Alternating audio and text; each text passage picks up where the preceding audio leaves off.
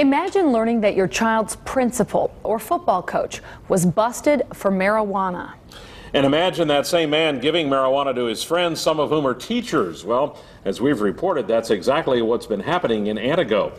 Tonight, Fox 11 on special assignment takes a look at a drug investigation that is sending shockwaves through the Antigo community. Here's Robert Hornacek.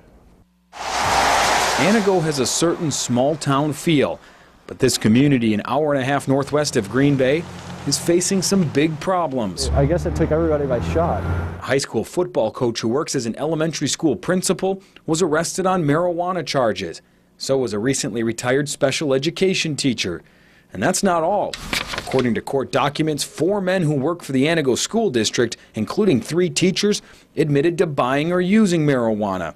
They're now on paid leave. I get a lot of people saying, boy, what's going on in Antigo? The sheriff says he's never been part of a drug investigation like this before, and it's just the beginning. And it's not over by any means. No, not even close to being over.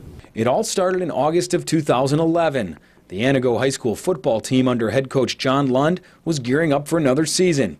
That same month, a tip came into the Langlade County Sheriff's Office. The tip sparked a massive marijuana investigation that has led to dozens of criminal charges, 3 arrests, and the suspension of 5 Antigo educators. When you look at the positions that these people held in the community, I think it's a very significant impact and importance in this case. The most high-profile arrest was of that football coach, John Lund. He now faces 8 marijuana-related felonies. Lund is also the principal at West Elementary School and Pleasant View Elementary School. According to the criminal complaint, on November 30th, an investigator interviewed Lund at one of his schools. Lund admitted that he obtained 4 one-ounce bags of marijuana from his brother-in-law. Lund says a few days later, he gave 2 bags of marijuana to his friend and fellow football coach, Scott Peterson. Peterson, who spent 23 years in the Antigo School District and just retired from his job as a special education teacher in June, now faces 26 drug charges. According to the complaint, Peterson admitted to buying about 15 pounds of marijuana over the past 5 years from a man named John Hunter. No charges have been filed against Hunter, and Fox 11 was not able to contact him. Peterson also admitted to selling marijuana to his friends for 5 years. Investigators say Lund admitted that in the last 3 years, he has delivered marijuana to his friends about 3 to 4 times. Lund's brother-in-law, Bradley Maas, is facing 3 felony drug charges. In the complaint, Maas said he would deliver marijuana to Lund about once a month and get $200 to $250 per ounce. We tried to talk with all of the men charged, but they never returned our calls. Sheriff Bill Greening says there's no evidence any drug activity took place in any schools or involved any students. And while this is not your average drug ring, the sheriff says it is serious. Some people compare the effects of marijuana to alcohol, and that it's no different than drinking alcohol. And my response to that is the big difference is marijuana is illegal. And whether or not you agree that marijuana should be legal or illegal, the fact remains that it's illegal. And the people involved in this case all are educated people. They all know that marijuana is an illegal substance, and they all chose, or allegedly chose, to deal in illegal activities involving marijuana. So who are the men accused of providing marijuana to? The sheriff says people they knew, including fellow teachers. 4 people named in the criminal complaint are now on paid administrative leave from the Antigo School District. According to the complaint, Joe Adams, a special education teacher at the high school for 23 years, told an investigator he smokes dope on the weekends. He also said Lund has a big July 4th party composed of people he teaches with, and Lund provides marijuana, which is smoked at his house. Mark Incha, who has spent 22 years as a special education teacher at Antigo High, admitted to getting a gram or 2 of marijuana from Peterson. Jeff Neufeld, the director of the Aquatic Center, also admitted buying marijuana in an interview with investigators.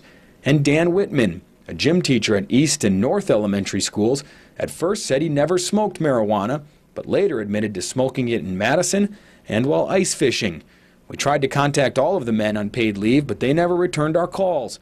The sheriff says everyone in town should learn from the case. We're all human. Everybody makes mistakes, but that we need to learn from our mistakes, and we need to hold people accountable when they do break the law. The sheriff says one of the things that makes this investigation so difficult is the fact that Lund and many other people named in the criminal complaint have been in Antigo for so many years, and they're so well known in this community.